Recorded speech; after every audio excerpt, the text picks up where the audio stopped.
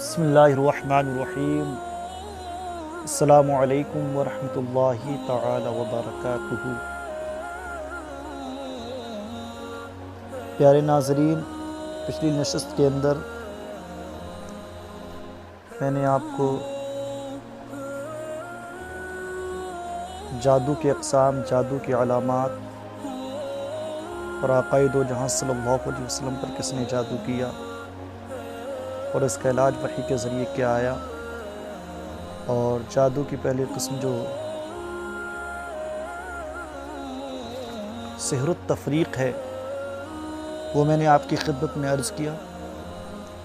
آج کی اس نشست کے اندر میں آپ کو سحر المحبت کے تعلق سے، یعنی ایسا جادو جس کے ذریعے سے محبت دلوں کے اندر پیدا کی جاتی ہے، اس جادو کے تعلق سے بتاؤں گا، اور اس کا علاج کیا ہے انشاءاللہ تعالی وہ بھی میں آپ کی خدمت میں اس نشست کے اندر عرض کروں گا۔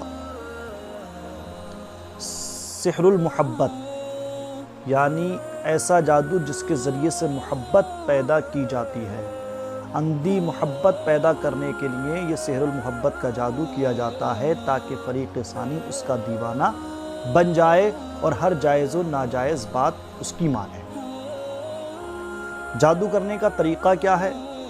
میاں بیوی کے درمیان جب اختلافات پیدا ہوتے ہیں تو عورتیں سفلی عامل سے، یعنی کالا جادو کرنے والے عاملین سے محبت کا جادو کرواتی ہیں، یا دوسری بد کردار عورتیں دوسرے کے شوہر کو یا کنوارے لڑکے کو اپنی ہوس کا نشانہ بنانے کے لیے کالا جادو یعنی سفلی جادو کرواتی ہیں۔ بعض اوقات شوہر زانی مرد بھی کرواتے ہیں۔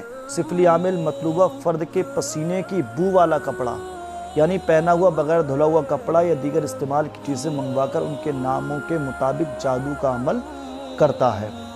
کھانے پینے کی چیزوں میں جادو کا عمل ملا کر کھلایا جاتا ہے۔ جادو کا عمل اکثر گندی اور غلیظ چیزوں پر کیا جاتا ہے، جن میں نجاست، خون حیض یعنی MC پیریڈ کا خون، نیز انسان کا مادہ منویاوی یعنی اسپرم بھی شامل ہوتا ہے۔ انسانی بالوں اور ناخنوں کو بھی جادو کرنے والے استعمال میں لاتے ہیں۔ اس وجہ سے پورے بال اور پورے ناخنوں کا ٹکڑا احتیاط سے دفن کر دینا چاہیے یا ٹکڑے ٹکڑے کر کے پھینکنا چاہیے۔ اور کبھی ارواح خبیثہ اور شیطانی قوتوں سے بھی کام لیتے ہیں۔ غرض کے جادو کرنے والے بہت سے طریقوں کو کام میں لاتے ہیں۔ اب اس کی علامات کیا ہیں؟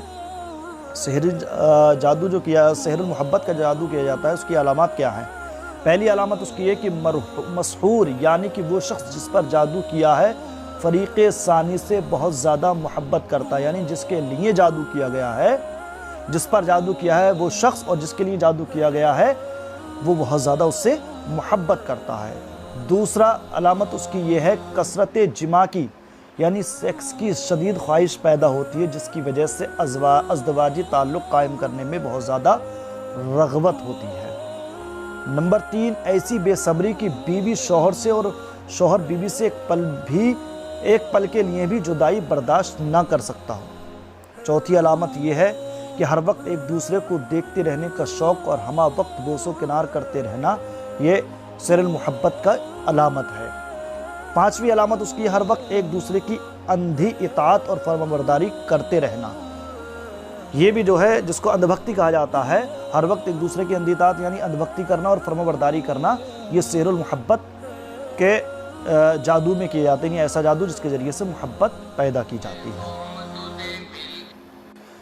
اب آئیے ہم آپ کو، یہ تو ہو گیا سحر المحبت کی ڈیفینیشن اور جادو کرنے کا طریقہ اور اس کی علامات کیا ہیں کہ جس پر جادو کیا جاتا ہے سحر المحبت کا، اس کی علامات کیا ظاہر ہوتی ہیں وہ بتایا۔ اب اس کا علاج میں آپ کی خدمت میں عرض کر رہا ہوں۔ اس کا علاج یہ ہے کہ سورہ تغابن کی آیت نمبر 14 سے 16 تک، سورہ تغابن کی آیت نمبر 14 سے 16 تک اور سورہ یونس کی آیت نمبر 81 کو